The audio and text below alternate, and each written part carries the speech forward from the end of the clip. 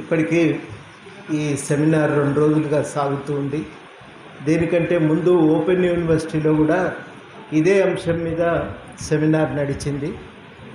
ఈ సెమినార్లు అన్నింటిలో కూడా సారాంశంగా కనబడుతున్నది ఏంటంటే, ఆదివాసీలపైన నక్సలైట్ల ఏరువేత పేరుతో తీవ్రమైనటువంటి హింస కొనసాగుతూ ఉంది.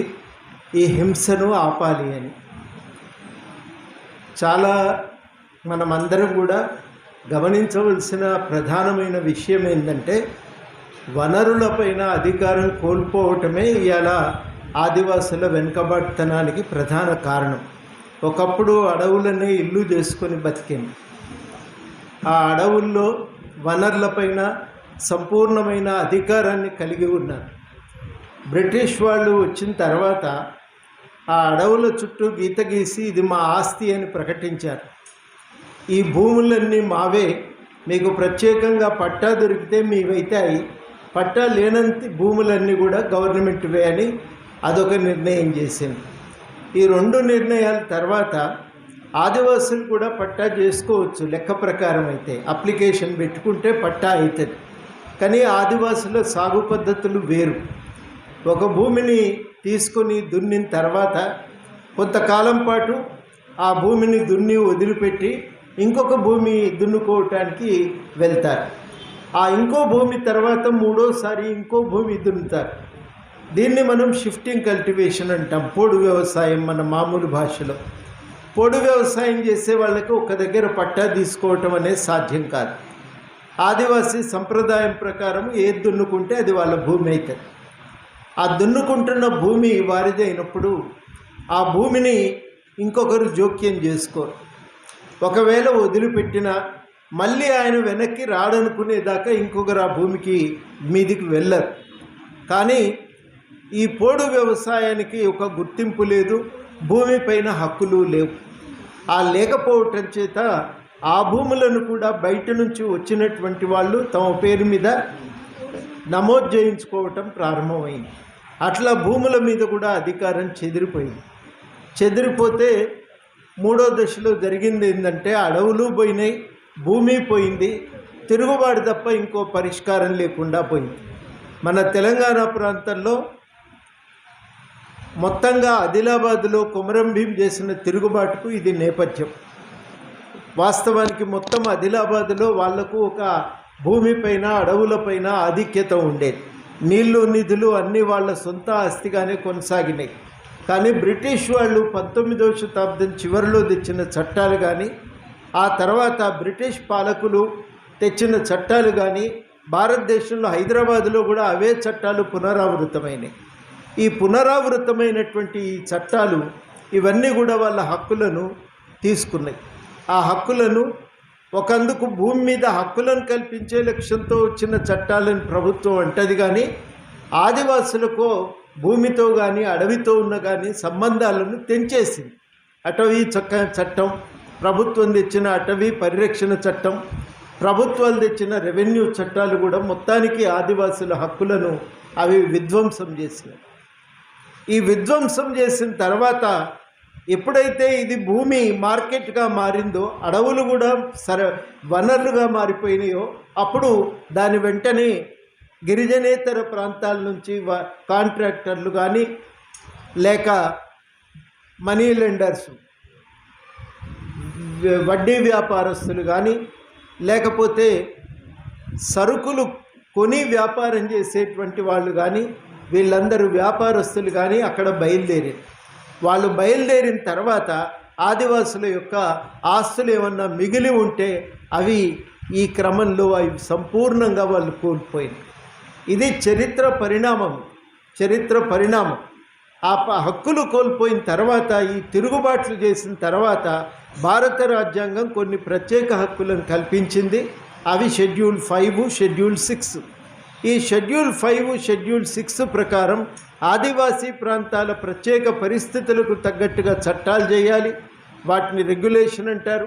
ఆ చట్టాలు ప్రభుత్వం అసెంబ్లీ చేసిన చట్టాలు కనుక ఆమోదయోగ్యంగా లేకపోతే వాటిని పరిమితం చేయవచ్చు. ఆదివాసీ ప్రాంతాల్లో అమలు చేయకూడదని వాటిపైన నిషేధం విధించవచ్చు. కానీ చట్టాలు వచ్చి అమల్లోకి వచ్చే నాటికే జరగవలసినంత విధ్వంసం కూడా సంపూర్ణంగా జరిగిపోయింది. ఆ తర్వాత ప్రభుత్వం ప్రవేశపెట్టిన ప్రతి ఆధునీకరణ విధానాలన్నీ కూడా ఈ విధ్వంసాన్ని తీవ్రతరం చేసినాయి. చాలా కీలకంగా ఎక్కడ పోయినా మీకు ఆదివాసీ ప్రాంతాల్లో మీకు ఇదే విషయం చెప్తారు. ఓపికగా వింటే కనుక ఇవన్నీ మావే, ఈ అడవులన్నీ మావే, మేమే వీటిపైన సంపూర్ణ అధికారం కలిగి ఉండేవాళ్ళం. కానీ ఎక్కడి నుంచి వచ్చిండ్రో కానీ బయటి వాళ్ళు ఇవన్నింటినీ మా నుంచి కాజేసాం. ఇప్పుడు మేము మా హక్కుల కోసం కొట్లాడుతున్నామని చెప్తారు. ఎక్కడ పోయినా ఇదే మాట. భాష మారవచ్చు కానీ ఎక్కడ పోయినా ఈ మాట. నేను మన ఆంధ్రప్రదేశ్ ఉమ్మడి రాష్ట్రంలో ఆదిలాబాద్ నుంచి శ్రీకాకుళం దగ్గర దాకా ప్రతి దగ్గర ఆదివాసుల నోట నేను ఈ మాట విన్నాను. అది తూర్పు గోదావరి కానీ పశ్చిమ గోదావరి కానీ ఇవన్నీ పోయిన తర్వాత వచ్చిన ఆధునీకరణ విధానాలు ఇంకా విచిత్రమైనవి. అవి వ్యవసాయ విధానాలు వచ్చినాయి, హరిత విప్లవం వచ్చింది. ఆదివాసులు చెప్పి నవ్వుతుంటారు, మేము దున్నే పద్ధతులు వేరు సార్, ఎందుకంటే మేము మిట్టగా ఉండే ప్రాంతాలు దున్నుతాము, పల్లంగా ఉండే ప్రాంతాలన్నింటినీ అడవులకు వదిలిపెడతామని. ఈ మిట్టలుగా ఉండే ప్రాంతాలు దున్నేటప్పుడు ఒక వరుస అడ్డంగా దున్నితే సరిపోతుంది, రెండో వరుస మేము దున్నను మామూలుగా. ఆ అడ్డంగా దున్ని ఒక్కొక్క వరుసకు ఒక్కొక్క ధాన్యం వెదజల్లుతాం. ఆ ధాన్యం పండిన తర్వాత ఆగస్టు నుంచి 3 నెలల పాటు వరుసగా పంట చేతికి వస్తుంది. ఆ చేతికి వచ్చిన పంటను కోసుకుంటారు. ఆ ఒక్కొక్కటి పప్పులు కానీ లేకపోతే ఇప్పుడు మనం బాగా ప్రచారం చేసుకుంటున్నటువంటి తృణధాన్యాలు కానీ ఇవన్నీ ఒకటి తర్వాత ఒకటి చేతికి వస్తే అవి కోసుకొని ఆ పంటను అనుభవించటం, దాని మీద ఆధారపడి బతకటం, అది ఆదివాసులకు ఒక ఆహార భద్రతను కల్పించింది, జీవన భద్రతను కల్పించింది. దీనికి అటవీ సంపద తోడైంది. ఈ రెండు కలిస్తే సుఖంగా బతకటం సాధ్యమైంది. ఇది ఆదివాసీ జీవితం. మాకు చాలా చోట్ల ముఖ్యంగా ఆదిలాబాద్లోనైతే చాలామంది ఆదివాసులు చెప్పి నవ్వుతారు. మేము వెళ్తే షాప్ అయిన ఇత్తనాలు చేతిలో పెట్టి అడ్డంగా దున్నుతావు, నిలువు కూడా దున్ని ఈసారి అన్నాడు. ఇరుసార్లు 2 అంటాం కదా, ఇట్లా దున్ని మళ్ళీ ఇట్లా కూడా దున్నాలి. రెండో లైన్ దున్నినాక ఏమైంది అంటే పైన ఉన్న సారం అంతా కట్టగట్టుకొని కిందికి వచ్చింది సార్, అబ్బు మండదికి ఇప్పుడు అని నవ్వుతారు చెప్పి. అంటే మాకు ఎరకలేక వాళ్ళు చెప్పినట్టు విన్నాం కానీ వినటం మేము చేసిన పెద్ద తప్పు అని. అది ఆదివాసీ ప్రాంతాల్లో తీవ్రమైనటువంటి ఆహార సమస్యను తీసుకొచ్చింది. తిండికి లేకపోవటం అంటే ఏంది అంటే ఆ ప్రాంతాలకు పోతే మనకు అర్థమవుతుంది. జూన్, జూలై, ఆగస్టు మాసాల్లో తినటం ఎంత కష్టమో. విషం గడ్డలు తెచ్చి రోజుల తరబడి నానబెట్టి దాన్ని కడిగి తిని, మీరు శ్రీకాకుళం పోతేనేమో అక్కడ ఎండాకాలం దొరికిన మామిడికాయ టెంకను గురుముల్లో దాచుకుంటారు. ఆ మామిడికాయ టెంకను ఉడకబెట్టి దాన్ని జావా చేసుకొని తాగుతారు. ఆ మామిడికాయ టెంక తింటే ఒక్కొక్కసారి దాంట్లో బూజు బట్టి ఉంటుంది, దాంతో విరేచనాలు వస్తాయి. అసలే ఆరోగ్యం అంతంత మాత్రంగా ఉంటుంది. ఆ విరేచనాలతో వాళ్ళు చనిపోతూ ఉంటారు. ఆంధ్ర యూనివర్సిటీలో ఒకసారి ఆంథ్రోపాలజీ డిపార్ట్మెంట్తో మేము కొంతమంది ఆదివాసులందరినీ పిలిచి వాళ్ళ ఆహార సమస్య గురించి తెలుసుకొని మొత్తంగా కూడా వాళ్ళ మెజర్మెంట్ చేస్తే ఒక్కరికి కూడా ఉండవలసిన స్థాయిలో బరువు కానీ ఉండవలసిన స్థాయిలో వాళ్ళకు రక్తం కానీ లేదు. అందరూ రక్తహీనతతోనే బాధపడుతున్నారు. వాస్తవానికి సమాజంలో ఎక్కువ మంది రక్తహీనతతోనే బాధపడుతుంటారు. బరువు తక్కువగా ఉంటుంది, వాళ్ళ అనారోగ్యంతో బాధపడుతూ ఉంటారు. ఇది స్థూలంగా ఆదివాసీ జీవన విధానం. ప్రభుత్వము గిరిజన్ కోఆపరేటివ్ సొసైటీ ద్వారా వాళ్లకు తిండి గింజలు సప్లై చేస్తుంది. కానీ ఆ తిండి గింజలు వాళ్లకు సకాలంలో అందవు. 2-3 కిలోమీటర్లు నడిచి వెళ్ళాలి. ఆ నడిచి వెళ్ళి అక్కడికి గింజలు తెచ్చుకుందాం అనుకునేసరికి వీళ్ళు చేరేసరికి అది అయిపోయి ఉంటుంది, లేకపోతే రాదు సరుకు.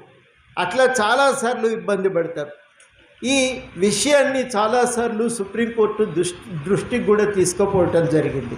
సకాలంలో అందజేయని రేషన్ వ్యవస్థ ఉంటేంది లేకుంటే ఏంది అని అడిగితే తర్వాత కొంచెం దాంట్లో ఇంప్రూవ్మెంట్ వచ్చింది. కానీ ఏ స్థాయిలో వాళ్ళకైతే ప్రతి గ్రామానికి ఒక రేషన్ దుకాణం రావాలో ఆ విధంగా రేషన్ దుకాణం నాకు తెలిసి ఇప్పటికి కూడా లేదు. అంతే కదా, ఇప్పటికి కూడా లేదు.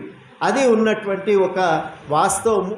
ఈ వాస్తవ పరిస్థితులు మనం గమనిస్తే మెల్లమెల్లగా బయట నుంచి దుకాణాలు వచ్చినాయి. ఆ దుకాణాల వెంబడి మొత్తానికి వీళ్ళు సరుకులు తెచ్చుకోవటం, ఆ అప్పు కింద వచ్చిన ధాన్యం మీద వచ్చిన పైసలంతా పోవటం అది జరుగుతూ ఉంటుంది. మామూలుగా ఆదివాసులు అప్పు చేసేది తిండి కోసం మాత్రమే అప్పు చేస్తారు. వేరెవరైనా పంట కోసమో ఇంకొక దానికోసమో చేస్తారు, కానీ వాళ్ళు కేవలం తిండి కోసమే అప్పు చేస్తూ ఉంటారు. ఆ అప్పు కట్టడమే జీవితంలో ఒక పెద్ద సమస్యగా మారుతుంటుంది. ఇంకా ఇక్కడ ఎక్కడైనా ఒక అభివృద్ధికి అవకాశం ఉంది అనుకుంటే ఆ అభివృద్ధి అనేది మొత్తంగా మింగేస్తుంది. మాకు చాలా గుర్తుంది, బేగంపేటలోనే పోలవరం మీద చర్చ జరిగింది. బయట మైదాన ప్రాంతాల నుంచి వచ్చిన వాళ్ళు ప్రాజెక్టులు కట్టకపోతే అభివృద్ధి ఎట్లయితుందని, నువ్వు తేల్తావు మేము మునగన్నా అని అక్కడికి వచ్చిన తూర్పు పశ్చిమ గోదావరి ఆదివాసీ పిల్లలు చాలామంది ప్రశ్నలు వేసారు. మేము మునగాల, నువ్వు తేల్తావా, అదేం పద్ధతి, అదేం నీతి అని చాలా సూటిగా ప్రశ్నలు అడిగారు. ఆ అభివృద్ధి ఇప్పుడు ప్రధానంగా సరళీకరణ పేరుతో, అభివృద్ధి పేరుతో అక్కడి వనరుల మీద అధికారం కోసమే ఇవాళ ప్రధానంగా కార్పొరేట్ శక్తులు రంగప్రవేశం చేస్తున్నాయి. ఆ కార్పొరేట్ శక్తుల అధికారాలను కాపాడే లక్ష్యంతోనే ఆదివాసులకు ఉండే రాజ్యాంగబద్ధమైన హక్కులన్నింటిపైన ఒక దాడి జరుగుతూ ఉంది. అది ఇంతసేపు వారు సోనీ గారు చెప్పినటువంటి కథ, అది ఆ సందర్భంలో జరుగుతున్నటువంటి ఒక ఘర్షణ. వాళ్లకు ఇనుము కావాలి, వీళ్లకు బతుకు కావాలి, అది పోరాటం. ఆ ఇనుము కోసం ప్రభుత్వం నిలబడ్డది. వీళ్ళ బతుకు తెరువు పోయినా మంచిదే, కానీ మాకు ఇనుము కావాలనేదే అక్కడ ఆరాటం. అదే బైలాడిల్లా నుంచి బస్తర్ దాకా ఇప్పుడు జరుగుతున్నటువంటి ఒక పెద్ద ఘర్షణ. ఈ ఘర్షణ ఇంకా 4 రోజులైతే మనకు పోలవరం దగ్గర కూడా మనకు కనబడుతుంది. ఇవన్నీ చాలా తీవ్రమైనటువంటి స్థాయిలో పెళ్ళుబుకుతున్నటువంటి సందర్భాలు. ఈ సమయము వాస్తవానికి ఆదివాసులకు దక్కిన రాజ్యాంగబద్ధమైన హక్కులన్నీ కూడా నిర్లక్ష్యానికి గురవుతున్నాయి. మేము ఇక్కడే మనకు భుజంగరావు గారు ఉన్నారు, మేమంతా ఒకసారి బూర్నూరు అనే ఒక గ్రామానికి వెళ్ళి మాట్లాడితే అప్పటికే 60 ఏళ్ల క్రితం ఆ ఊరి మీద కొంతమంది కథనాలు రాస్తే అవి చూయించి, ఫోటోలు చూయించి అడిగితే అప్పుడు వాళ్ళు మాతో ఏమన్నారంటే, ఈ రోడ్లు ఎవరేసిండ్రో ఎందుకు వేసిండ్రో తెలియదు కానీ సార్, మా ఇంటి లక్ష్మి దీని వెంబడి మార్కెట్కి పోయింది, మాకు ఇంకేం లేకుండా పోయిందని. అది వాస్తవానికి ఆదివాసీ ప్రాంతాల్లో ఉన్నటువంటి ఒక వాస్తవికమైన పరిస్థితి. ఒకప్పుడైతే అస్తిత్వ పోరాటాల పేరుతో చాలా ఆదివాసీ సంఘాలు వచ్చి నిలబడి చాలా పోరాటాలు నిర్వహించాయి. ఈ దాడుల నుంచి తమను తాము కాపాడుకోగలిగాయి, తమ కనీస హక్కులను నిలబెట్టుకోగలిగాయి. అవన్నీ కూడా ఇవాళ అట్లాంటి వాస్తవం, అట్లాంటి ఒక ఉద్యమం అనేది మనకి ఇవాళ లేదు. ఆ లేకపోవటమే ఇవాళ ఆదివాసులపై ఇంత పెద్ద ఎత్తున హింస కొనసాగటానికి ప్రధానమైన కారణమవుతున్నది. అప్పుడు గోండ్వానా సంఘర్షణ సమితి ఉండేది. తర్వాత గ్రామాల్లో మహిళల సంఘాలు ఉంటుండేవి, అవ్వల్ కమిటీలని. ఈ కమిటీలన్నీ కూడా తమ మీద హింసను వ్యతిరేకిస్తూ గట్టిగా గవర్నర్ల దాకా కూడా వెళ్ళగలిగినాయి. ఆ తర్వాత వచ్చింది తుడుందెబ్బ పోరాటం. ఇవన్నీ కూడా అప్పటికి ఉన్నటువంటి రైతాంగ పోరాటాలతో పాటు అదనంగా వచ్చినవి. ఈ పోరాటాలు సాధారణమైన ఆదివాసులకు కొంత రక్షణ కల్పించినటువంటి మాట వాస్తవం. గవర్నర్ దాకా వెళ్ళి వాళ్ళు చేసినటువంటి కంప్లైంట్లకు ప్రభుత్వం కూడా చాలాసార్లు స్పందించి అరెస్టులను నుంచి వాళ్లకు రక్షణ కల్పించింది.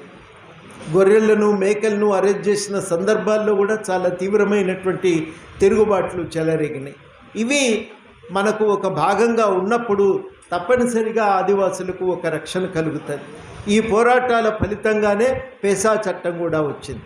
అప్పుడు వాస్తవానికి బిడి శర్మ గారు నిర్వర్తించినటువంటి పాత్ర మామూలు పాత్ర కాదు. ఆ పాత్ర ఫలితంగా 5-6 షెడ్యూల్ని కలిపి పెసా చట్టాన్ని తెస్తే, పెసా చట్టం ప్రకారం భూమిని ముట్టాలన్నా, ఆదివాసీ ప్రాంతాల్లో నిర్ణయం చేయాలన్నా ఆ ప్రాంతాల్లో నిర్ణయం చేసే అధికారం గ్రామసభకు మాత్రమే ఉంటుంది. ఆ గ్రామసభకు ఉండే అధికారాలు ఇవాళ ఎవరికి గుర్తుకు కూడా లేవు. ఫారెస్ట్ రైట్స్ చట్టం అమలు చేసేటప్పుడు చాలాసార్లు ఏం చెప్పినామంటే, ఇది మిగతా చట్టాలు లాంటిది కాదు. ఫారెస్ట్ రైట్స్ యాక్ట్ ఎవరు అమలు చేస్తారు? దాంట్లో ప్రభుత్వం ఎవరు? దాంట్లో ప్రభుత్వం గ్రామసభ. ఆ గ్రామసభ నిర్ణయం చేస్తుంది భూమి ఎవరిది, అది ఎక్కడి దాకా ఫారెస్ట్ హద్దు ఉంది, ఎక్కడ ఇది భూమి రైతుల భూమి అవుతుంది అని నిర్ణయం చేసేది అది గ్రామసభ. ఆ గ్రామసభ నిర్ణయం చేసి పట్టా ఇచ్చేది కూడా గ్రామసభనే. కానీ అటవీ హక్కుల చట్టంలో ఇట్లాంటి ప్రత్యేకమైన ప్రావిజన్ ఉంది అనేది వాళ్ళు గుర్తించరు. మళ్ళా రెవెన్యూ శాఖకే ఈ అధికారాలు ఉన్నాయనేటువంటి భావన చాలా విస్తృతంగా ఉంది. ఈ చట్టాలు వచ్చి ఈ స్వయం పాలన అధికారాన్ని గుర్తిస్తున్నటువంటి సమయంలోనే సుప్రీంకోర్టు సమతా జడ్జిమెంట్ ఇచ్చింది. అక్కడ ఉన్న వనరుల జోలికి కూడా మీరు పోవటానికి వీల్లేదే. కానీ ఆ సుప్రీంకోర్టు తీర్పును కూడా తుంగలో తొక్కి చట్టపరమైన హక్కులు లేక కాదు, ఈ అస్తిత్వ ఉద్యమాల క్రమంలో ఇవన్నీ సాధించుకోగలిగింది. ఆ సాధించుకున్నటువంటి హక్కులన్నింటినీ వాళ్ళ తూట్లు పొడిచేటువంటి ప్రక్రియనే మనకు బస్తర్లో జరుగుతున్నటువంటి ఒక దాడి. ఈ దాడిని మన అందరం కూడా ముక్తకంఠంతో ఖండించి ఆదివాసుల హక్కుల పరిరక్షణకు పూనుకోవలసిన అవసరం ఉందని చెప్పి నేను గట్టిగా ఈ సందర్భంగా చెప్పదలిచిన. సాధ్యమైతే మళ్ళీ అట్లాంటి అస్తిత్వ ఉద్యమాలు కనుక బలంగా రాగలిగితే అవి ఇంకా ఉపయోగకరంగా ఉంటాయి, అండదండగా నిలబడగలుగుతాయి. రెండవది ఏంటంటే, సరళీకరణ విధానాల వల్ల జరుగుతున్న ప్రధానమైన సమస్య ఏంటంటే ఆదివాసులకు ఉన్నటువంటి హక్కులను దెబ్బగొట్టింది. మిగతా అన్ని వర్గాల కంటే మొట్టమొదట దాడికి గురైనటువంటి వర్గాలు అవి ఆదివాసులు మాత్రమే. ఆ ఆదివాసుల నిజంగా ఎంత క్రూరమైనటువంటి పాశవికమైనటువంటి రూపంలో దాడి జరుగుతున్నదో మీరు చూడవచ్చు. మహిళలపై లైంగిక దాడులు, పురుషులను ఎప్పుడు పడితే అప్పుడు అరెస్ట్ చేయటము. వారు చాలా చక్కగా చెప్పిండ్రు, అందరి మీద 3 ఆప్షన్స్ ఇస్తే మాకు 4వ ఆప్షన్ దొరికింది. మహిళలైనందుకు అది ఒక అదనపు హక్కు అనుకుంటున్నాం, కానీ కాదు. అదనపు దాడికి ఇంకొక అవకాశం కూడా వాళ్ళకి కలిగింది. నీ మీద లైంగిక దాడి చేస్తానని బెదిరించి కుటుంబాన్ని, ఆదివాసీ మహిళలను సంపూర్ణంగా అణిచివేసేటువంటి ఒక ప్రక్రియ వాళ్ళు కొనసాగించారు. చాలా అన్యాయమైనటువంటిది. వాస్తవానికి ఇవాళ ఆదివాసుల హక్కులని ఎట్లా కాపాడుతామని అంటే అది పెద్ద ప్రశ్ననే. సమాధానం చెప్పటం చాలా సాహసోపేతమైనటువంటి చర్యనే అవుతుంది. అంత సులభంగా ఒక సమాధానం చెప్పటం కూడా సాధ్యం కాదు. విస్తృతమైనటువంటిది, మనకు అర్థం కానటువంటి రీతిలో ఒక దిగ్బంధనం చేసి ముందుకు వెనుకకు కదలలేనటువంటి స్థితిలో ఆదివాసీ సమాజాన్ని బంధించి ఉంచారు. స్వయం పాలన అధికారాన్ని అమలు చేయగలగటం ఒకందుకు అడుగు ముందుకు వేసినట్టయితుంది. కానీ స్వయం పాలనాధికారాన్ని నిలబెట్టుకోగలగాలంటే ఒక బలమైన పౌర సమాజ ఉద్యమం కూడా అక్కడ ఉండాలి. కానీ అటువంటి ఒక పౌర సమాజ ఉద్యమాన్ని ఇవాళ నిలబెట్టుకోవటం అక్కడి అస్తిత్వ ఉద్యమాలకు కూడా అది సాధ్యం కావటం లేదు. కారణాల జోలికి నేను వెళ్ళను, కానీ వాటన్నింటినీ కూడా కొంత కూలంకుషంగా ఆలోచించగలిగితే తప్పకుండా వనరులపై ఈ పోరాటం ఆదివాసీ హక్కుల పరిరక్షణ పోరాటం అంటే దాని అర్థమైంది ఆదివాసులు తమకున్న ఆ వనరులను కాపాడుకోవటం. ఇంకా సూక్ష్మంగా చెప్పాలంటే స్వయం పాలన అధికారమే ఆదివాసుల హక్కుల పరిరక్షణ ఉద్యమానికి మరో రూపము. ఆదివాసీ హక్కుల పరిరక్షణ, స్వయం పాలనాధికారం అనేవి విరువిడి అంశాలు కావు. అవి రెండు ఒకే నాణానికి ఉన్నటువంటి 2 పార్శ్వాలు. ఆ హక్కుల పరిరక్షణ సాధ్యమైనప్పుడే స్వయం పాలనాధికారం బతికినప్పుడే హక్కుల పరిరక్షణ సాధ్యమవుతుందని చెప్పి నేను భావిస్తూ ఈ అవకాశం ఇచ్చిన ఆంధ్రప్రదేశ్ ఉంది కదా తెలంగాణ పౌర హక్కుల సంఘం ఉద్యమానికి కృతజ్ఞతలతో సెలవు. కార్పొరేట్ల అభివృద్ధి కేంద్ర